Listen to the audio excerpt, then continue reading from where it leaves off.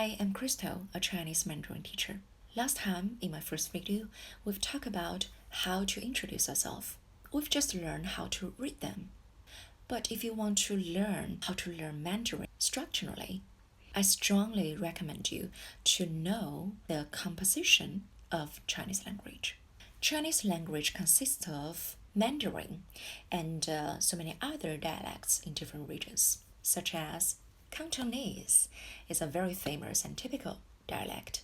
Now, it's not only used in Guangdong province, in Hong Kong and Macau, but also used by so many overseas immigrants. Mandarin is the official language in China, which means everybody speaks Mandarin. To foreign Chinese learners, learning Mandarin should be start from Pinyin, Chinese phonetic alphabet. So normally I would teach initials first, then the finals, and put them together, just spell them as a combination. Then you can put tones, the 4 different tones, on the final. Then you can get the words. So it's like a family. The initial is like father, and final is like mother, and 4 tones are like children. At the beginning, to practice the pronunciation and tones, you may feel a little boring, but only if you can master the very, very basic pronunciations and tones, and you can read the combinations and recognize all this pinyin by yourself. That will become your own ability, which is very, very important.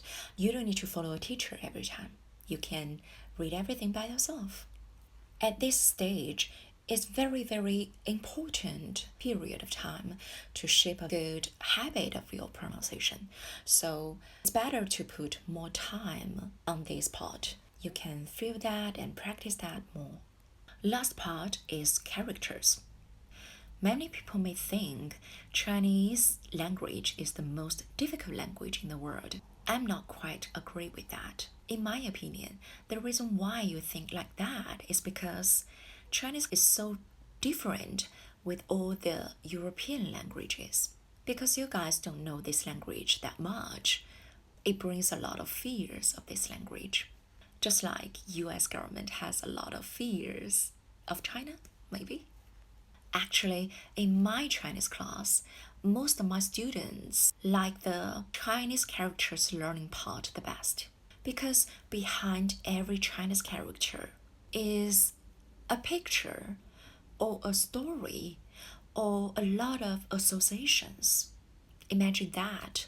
If you remember a piece of picture, you can remember that for years or decades. That's why many of my students may have already forgotten how to read one character, but they can tell me the meaning of this character and recognize this character still.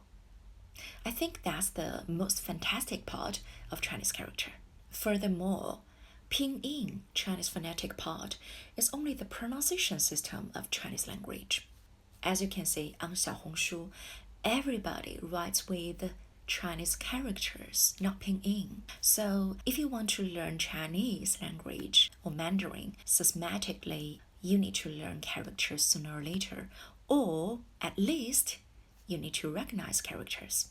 Of course, if you want to learn any language seriously, you need to put a lot of time, energies, and patience. But if you're really passionate with the language, all these investments are worthy. I'm Crystal, a Chinese Mandarin teacher. Thanks for watching. I will see you next time. 再见。